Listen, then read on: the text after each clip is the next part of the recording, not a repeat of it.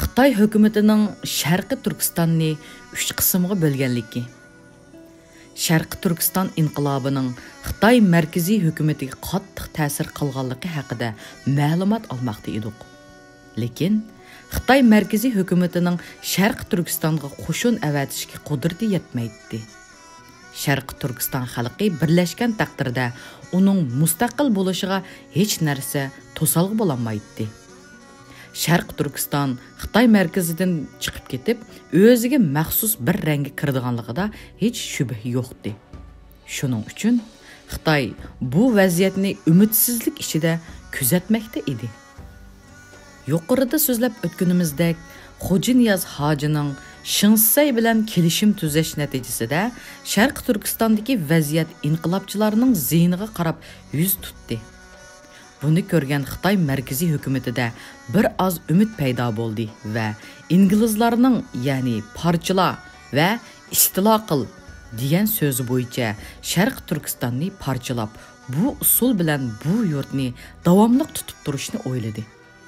Shuning bilan markaziy hukumat ko'rinishda Xo'janiyaz hojini, Shinsayni va Jonbayvanni bir-biri bilan ittifoqlashtirib, Sharqiy Turkistonni tinchitish uchun Xongmusong, ya'ni Xitoy harbiy shtabining muavin raisi boshchiligida Sharqiy Turkistonga bir hay'at avatdi.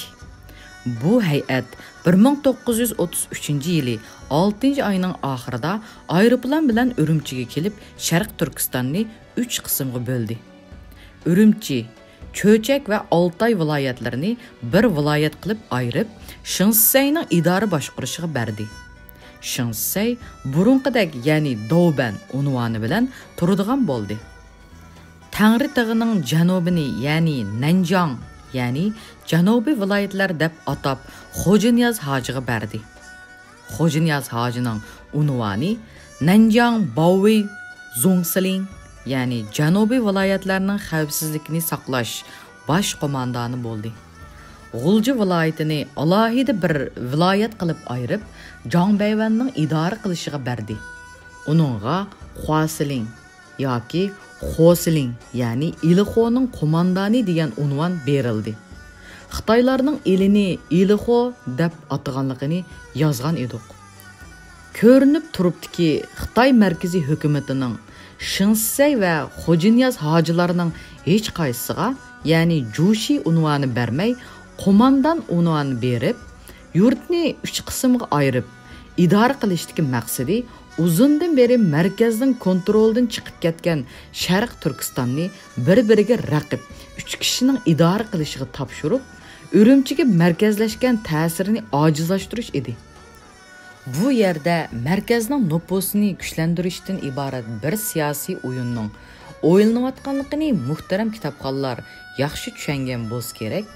Bu taqsim qilish tamomlashgandan keyin Majuniyinning, ya'ni Sharq Turkistonda hech qanday haqqi yo'q bir o'g'ri deb e'lon qilindi va mazkur, ya'ni 3 hukmdor Majuniyinni Sharq Turkistondan qo'g'lab chiqarishga buyruq qilindi.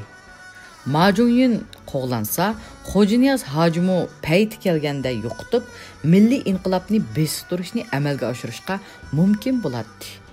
Shuning bilan Xo'janiyaz hojiga Xitoydagi bir qism inqilob kattvashlarga vaqtlik beriladigan qo'mondonlik unvoni berilganligi ma'lum.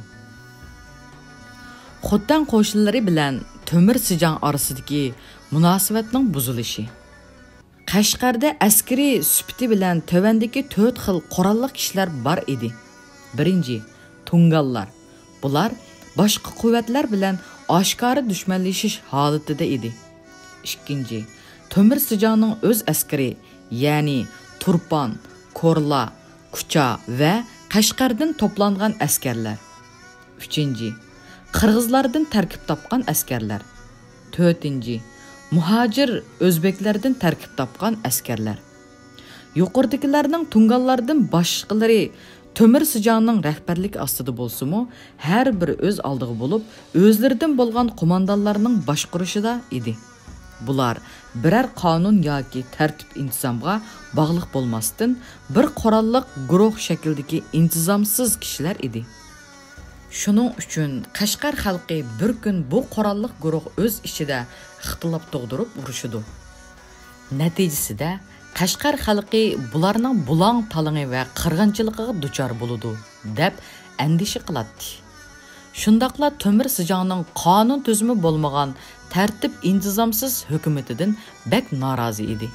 Şunun üçün Yarkent patih qılınğandan keyin Qashqar xalqining tolisi Xotan hökuməti bilan birləşishni xalagan. Qashqar olimlari və boshqa yurt kattalari məxfi holda odam avatib, Sabit Damulla Hacimni askarlari bilan Qashqarga kelishga da'vat qilmoqda edi. Qashqardagi qirg'iz askarlaridan bir qismining qo'mondonlari bu taklifga qo'shilganliklarini bildirib, bizga oshkora odam avatdi va lozim kelganda Xotan askarlariga yordam qilganliklarini bildirgan edi. Sabit Damulla Hacim o'zi Qashqarlik bo'lganligi uchun baldurroq Qashqarga berib, yo sulh bilan ya urush bilan bu cho'ng va muhim shaharni xatardan qutqizib, Xotan hökumatining siyosiy o'rnini mustahkamlash fikrini o'ttirib qo'ydi. Bir qism Qashqar cho'nglarining va qirg'izlarning tashviqlari Damulla Hacimni bak ishontirayotgan edi. Milik Hazratim va men bu ishga oldirmaslik, Tömür Sijang va Tunganlarga tang kilaligida kuchimizning tehi hozir bo'lmaganligidan bir oz fursat kutib turishni yaqinlab, Damulla Hacimni to'sab turishda ching turdik. Lekin Damulla Hacim o'z fikrida mahkam turib, bizni ishontirishga tirishmoqda edi. Masalan, Qashqardagi tarafdorlari bo'lgan kishilarning Qashqardagi nupuzli zotlar ekanligini, askariy tarafdan qo'llanganlarning-mo xeyli kuchli ekanligini, hatto ularning kuchini haddidan ziyoda mubolag'alashtirib, biz tarafdan ortiqcha bir askariy quvvat lozim emas deb ko'rsatdi. Shundaqla hozir Qashqar ishi qochidagi oshdak tayyor bo'lib qolgan, kechikib qolsak fursat qo'ldan ketadi deganga o'xshash dalillar bilan bizni qoyil qilishga tirishdi. Bulardan boshqa Damulla Hacim bilan Qashqar orasida aloqa qilayotgan bir kishidan bizga ba'zi materiallarni avatdi. Bu kishi bizni qoyil qilgan ba'zi so'zlarni qilib berdi. Bu tashabbuslar bilan Xotan hukumatini oxir ma'qul qildi. Natijada Xotan hukumati Qashqarga uzitib joyida bo'lgan bir tapitaniga qoldi va tarix sahifalariga yozilg'usi nihoyatda og'ir bir xatolik o'tkazdi. Chunki bu ish milliy inqilob texi bir natijaga erishmagan. Milliy inqilobiy kuchlarining quvvatlanishi nihoyatda zarur bo'lgan bir zamonda ikki milliy quvvatning ixtilofiga sabab bo'ldi. Shuning bilan nihoyatda yaxshi tashkillangan Xotan kuchlari qattiq ojizlashdi va xeyli kuch ko'rsatib turgan Tömür Sijangning askarlari parokanda bo'lib butunlay tugashdi. Uning ustiga bu ichki kurash 5 oy davom qilib, dushmanga hech kutmagan yerdan bir fursat tug'dirib berdi. Shunda qilib 7-oyning 15-kuni Sabit Damulla Hacim va Amir Abdulla 2500 kishilik bir qo'shinni elib Yarkentga mangdi. Ular Tömür Sijangga, ya'ni biz Qashqarga yangi shahardagi tunganlarni yo'qotish uchun sizga yordam qilishga boramiz. 6 shahardan xotirjam bo'lgandan keyin hozirlanib, Qashqardan darhol Xo'janiyaz Hojimning yordamiga Urumchiga yo'lga chiqamiz deb xat yozdi. 7-oyning 18-kuni Yangisarga yetib keldi. Bu yerda alohida tilga elish lozim bo'lgan bir masala shuki, Sabit Damulla Hacim Tömür Sijangning eng quvvatli odam bo'lgan Hafiz Tanjongni 500 kishilik otliq askari bilan orqada, ya'ni Yarkentda qo'yib mangdi. Bu ishning qanchalik cho'ng bir xatolik bo'lganligini tövanda ko'ramiz. Damulla Hacim va Amir Abdullahlar Yangisarga kelgandan keyin Qashqardan shahar kattalari va o'lamalar qarshi elishga keldi. Tömür Sijangmu yeniga askar olmay mashina bilan Yangisarga keldi. Tömür Sijangmo bu safardan ko'p qo'rqqan edi. Shuning uchun u Sabit Damulla hojimga Qashqarga bormaslikni aytdi. Tungallarni yo'qotishga o'zining kuchi yetadiganligini so'zlab, bu vazifani darhol o'rindaydiganligini bildirgan. Xotan hukumati bilan Qashqar hukumati o'rtasida Yangisarning Shaniyoz o'stingini chegara qilib, belgilashni taklif qildi va ya'ni chegaramizni belgilab olib, tungallarni yo'qotib bo'lgandan keyin birlashish masalasida hech bir to'salg'i qolmaydi. Bu masalalarni hal qilaman deb men o'zim keldim degan. Ammo Sabit Damulla hojim o'zining Qashqarga berish niyatida mahkam turib, bir qism dalillarni ko'rsatgan. Tömür Sijang Damulla hojimning bu qat'iy niyatini ko'rib, Amir Abdullah qo'mondonligidagi Xotan quvvatlarining Qashqarga kirishiga va birlashib, yangi shaharni fatih qilishiga ma'qul bo'ldi. Sabit Damulla hojim va Amir Abdullah askarlari bilan 7-oyning 21-kuni Qashqarga kirdi. Qashqar xalqi bularni nihoyat qizg'inlik bilan dog'u-dog'liq holda qarshi oldi. Tömür Sijangmo ko'rinishda yaxshi qarshi olib, hurmat bildirdi. Ammo yangi shaharga hujum qilish ishini bugun ata deb orqaga surdi.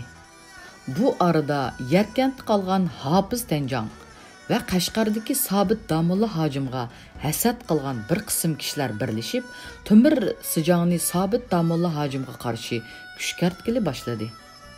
Yana bir tarafdan Sabit Damullam Qashqardagi ba'zi ishkiyuzlik odamlarga sirrini so'zlab qo'ydi va bir qism o'ziga histoshlik qilgan yaxshi kishilarni ranjitib qo'ydi. Tömür Sijang bo'lsa, qo'l ostidagilarga keng tasha pul va mansab berib, o'ziga sodiq tarafdor qildi. 1933-yili 8-oyning 2-kunidan boshlab Tömür Sijang Sabit Damulla hojim va Amir Abdullahga oshkor dushmanlik qilg'ili boshladi. Bu ahvolni ko'rib, ishning yomon tarafga ketayotganligini sezgan Damulla hojim burun yordam qilamiz deb va'da qilganlar, yurt kattalari va qirg'iz qo'mondonlarini izdigili turdi.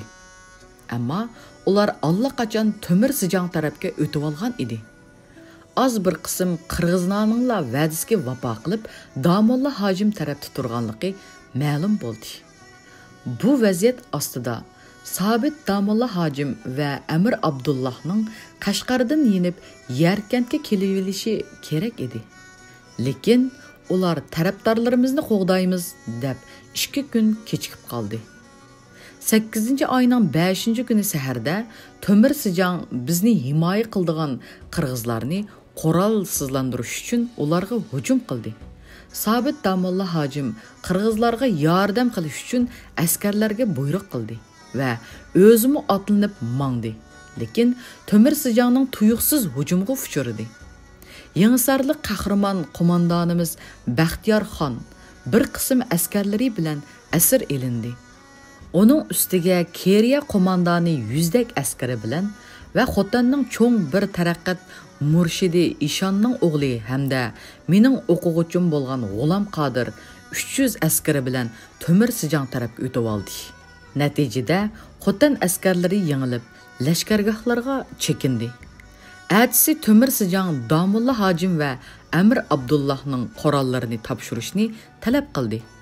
Ular bu haqda muzokaralashayli deb 1-2 kun kechiktirgan bo'lsa-mu, Damulla hojimga hasad qiladigan bir qism qashqarlik qo'mondonlar dang va saroylarda bo'linib turayotgan Xotan askarlarga hujum qilib, qurolsizlantirishga boshladi. Amir Abdullah bir amal qilib Yarkentga qochishni o'tirib qo'ydi. Damulla hojim saq qutulib chiqib ketalishiga ko'zi yetmay taslim bo'lishga qaror qildi. Sabit Damulla hojim va Amir Abdullah Qashqarga ketgandan keyin Yarkentda ba'zi yomon niyatli kishilar fitna ig'vo tarqitib, Amir Nur Ahmad bilan Hofiz Tanjang o'rtasida tirkishish paydo qilgan edi. Amir Nur Ahmadning askarlari buningga sababchi bo'lgan fitnachilarni tutib, darga osdi. Bu hodisa dal Qashqarda Tömür Sijangning bizga dushmanlik qilishga boshlagan zamoni edi. Temir Sijang bu xabarni anglab, burun Sabit Damulla hojimni Qashqarga kelishga da'vat qilganlardan eng muhim zot bo'lgan va keyin Temir Sijang taraf o'tib olgan, ya'ni Kichik Axun Tanjangni 300 otliq askar bilan Yarkandga yo'lladi. Kichik Axun Yarkandga kelibla Hafiz Tanjangga qo'shilib, Amir Nur Ahmad bilan oshkora dushmanlashishga boshladi. Qashqardan Temir Sijang ha deb Amir Abdullah nomidan taslim bo'lish to'g'risida Amir Nur Ahmadga xat yozg'ili turdi. Lekin Amir Nur Ahmad bularga quloq solmay, ularga butun kuchi bilan qarshi turishga qaror qildi. Ammo har ehtimolga qarshi Yarkanddagi ortiq o'q-dora, to'p va xazinani qog'liq tarafga avatibdi. Bu ahvolni ko'rgan askarlarimiz ichida, ya'ni Yarkandni tashlab chiqib ketadiganmiz degan so'z tarqaldi. Buningga ishongan Yarkandning chet joylaridagi qo'mondonlarimiz Amir Nur Muhammaddan so'ramasdilla Yarkanddan 5-600 kishilik bir quvvat bilan chiqib qog'illikqa qarab yurdi. Bu ish boshqa askarlar ichida qattiq aloqazorlik paydo qildi. Hafiz bu ahvolni ko'rgan hamon har qaysi joylarda turayotgan askarlarimizga hujum boshladi. Bu vaziyat ostida Amir Nur Muhammad uchun taslim bo'lishdan boshqa chora qolmagan edi. Shuning bilan Hafiz Tanjang bilan muzokiralashib, qurol va otlarni topshirish, Xotan askarlarining jini va miliga tegmaslik va Yarkand daryosidan o'tmaslik qatorliq shartlar bilan kelishim imzo qildi. Kelishimga asosan 8-oyning 17-kuni qurol topshirildi. Ammo Hafiz Tanjang qurolni elib bo'libla kelishimni buzib Amir Nur Muhammadni va bir qancha odamni qamadi. Qurolsizlashtirilgan askarlarimizni bulab-talab noiti parakanda qilavatdi. Bulardan bir qancha yuz odamimiz qo'mondonlarni qamoqda qo'yib, Xotanga qaytishga rozi emasdi. Bularning ko'p qismi kiyimlarini yangushlab, shahar ichida yo'shirinib oldi va bir qismi Hafizga askar bo'lib, Yarkandda qoldi. Hafiz Tanjang 1933-yili 8-oyning 21-kuni Qarg'iliqqa yurish qildi. Qarg'iliqda chechlangu holatda turayotgan askarlarimiz bu xabarni anglab, Qarg'iliqni bo'shtib Xotanga qarab mangdi. Atsi Hafiz kelib Qarg'iliqni ishg'ol qildi. Men bu xabarni anglab, Qarqashqa va u yerdan Zavoga kelib askarlarimizni to'plashga boshladim. Yarkanddan kelgan askarlarning oilasiga ketishga ruxsat qildim. Lekin Hafiz Qarg'iliqda to'xtadi. Gumiga bir qism askarlarni va bir hokimni yo'llab, u yerni ishg'ol qildi. Yarkanddan keladigan yordam quvvatlari kelishi bilan Xotanga yurish qilmoqchi bo'lib tayyorlanmoqda edi. Men Gumiga 1500 kishilik bir qism yo'lladim. Bu qism Gumidagi Hafiz Tanjangning askarlarini mag'lub qildi va uning qo'ygan hokimi boshliq 18 odamni asir oldi. Qolganlari Qog'iliqqa qochdi. Guma qaytirib olindi. Biz Hafiz Tanjangga bir elchilar hay'ati avatib kelishimga taklif qildik va agar bu taklifni qabul qilmasa, oxirgacha urushadiganligimizni aytdik. Bu hay'atni Qog'iliqqa bormasdan, ya'ni Cho'loq Langar degan joyda Hafizning askarlari asir olgan va bulab talagan. Bulardan ba'zilari qochib Gumiga kelgan. Asir elinganlar ichida bu hay'atning raisi bor edi. U Gumidagi askarlarimizga, ya'ni Hafizning bu yerdagi askarlari 20 ming kishidan iborat. Sizlar darhol Gumini bo'shatib, Xotanga qaytinglar degan mazmunda buyruq yozib avatgan. Gumidagi askarlarimiz buni rost deb ishonib, 1500 kishining 20 ming kishiga teng kelolmaydiganligini chog'lab Xotanga qaytdi. Men darhol Zavoga kelib, butun askarlarni to'plab mudofaaga hozir bo'ldim. Bu arada Hafiz bizga tahdid silib, bir qancha parcha xat avatdi. Hafizning kuchi haqida maxfiy axborot xodimlarimizning bergan ma'lumotlari o'xshash emasdi. Hafizning qo'lida askarlikda qolgan elchi hayat raisi xatlarda dushman soni davomliq 20 ming deb yozatdi. Bizning kuchimiz sonida 5 ming kishi bo'lsa-mu, miltiqimiz 500 dan oshmaydi. O'q-do'rimiz yo'q degandek oz edi. Chunki butun miltiq va o'q-do'ra zapaslarimiz Yarkent va Qashqarda yo'qolgan edi. Mana bu holatdagi ojiz qo'shin bilan 20 ming kishilik qo'shinga taqobil turolmaydiganligimizni tushunib, sulh qilish fikriga keldik va Hafiz Tanjonga yana bir hay'at yo'llagan bo'lsak-mu, u bularga quloq solmay davomli ilgirlagan edi. Hatto bizning hay'at a'zolarimizdan bo'lgan bir tariqat murshidi, ya'ni katta ishon Hafizni darhol Xotanga hujum qilishga rag'batlantirgan. Shuning bilan Hafiz mazkur ishonning Qashqarda Xotan hukumatiga tuzkorlik qilgan o'g'li G'ulom Qodir va yuqorida tilga ilingan hay'at raisi xoinni birga qo'shib Xotanga askar yo'lladi. Bu vaziyatda askarlarimizni zavoddan ilchiga qaytardik. Men Qarqashda qoldim. U kechasi bizning burunqi va keyingi elchi hay'atlarimizdagi kishilardan bir qanchasi Hafizning qo'lidan qutulib Qarqashga keldi va menga haqiqiy ahvolni aytib berdi. Aslida Hafiz Tanjonning butun askari 3000 kishidan oshmaydi.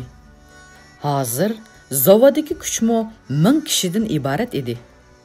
Zavoddan kelgan xabarchilarimizmo buni to'g'rilamoqda edi. Men bu ma'lumotlarni olgandan keyin ko'rinishda Qarqashdan chekilgan bo'lib, elchiga qaytdim va oqshimi ahvolni Melik hazratimga ma'lum qildim.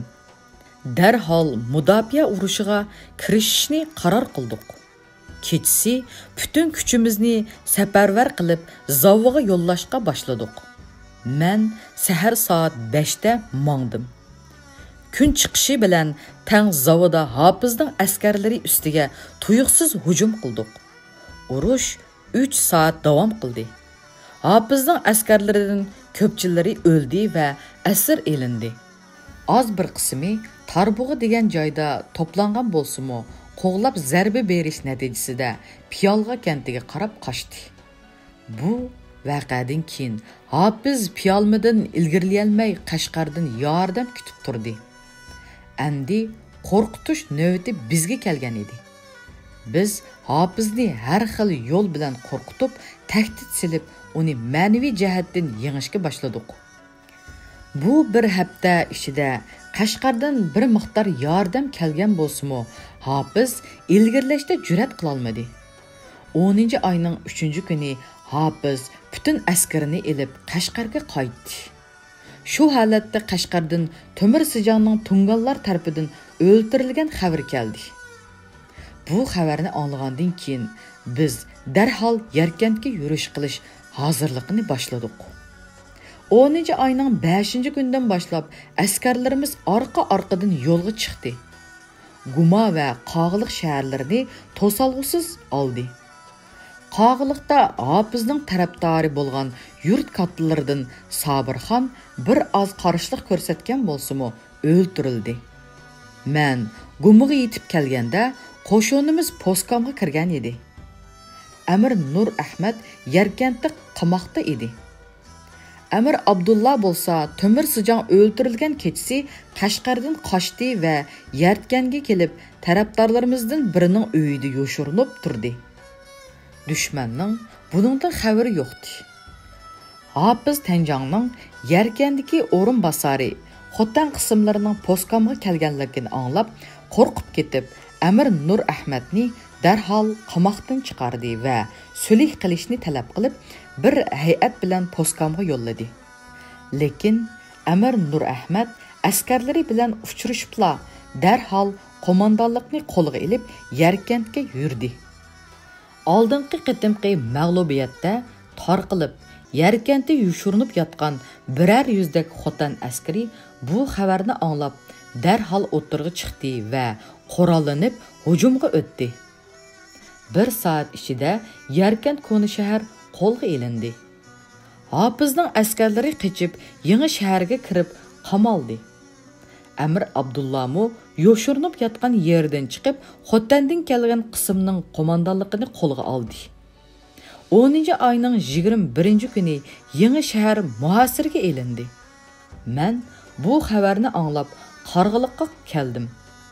O yerda bir hafta turib postkamga keldim. Bu 3 ay ichida o'lim va qon bilan billa yashab, yana sog' salomat g'alaba qozongan 2 inim bilan ko'rishdim. 10 ayning 29 kuni men Xotanga qaytdim. 15 kunlik muhasirdan keyin Yarkan yangi shahar fatih bo'ldi. Hafizning askarlariga qurollarini elib, xohlagan tarafga ketishga ruxsat qilindi. Ammo Hafizning muavini Muhammad Niyoz va o'g'li qo'lga elindi.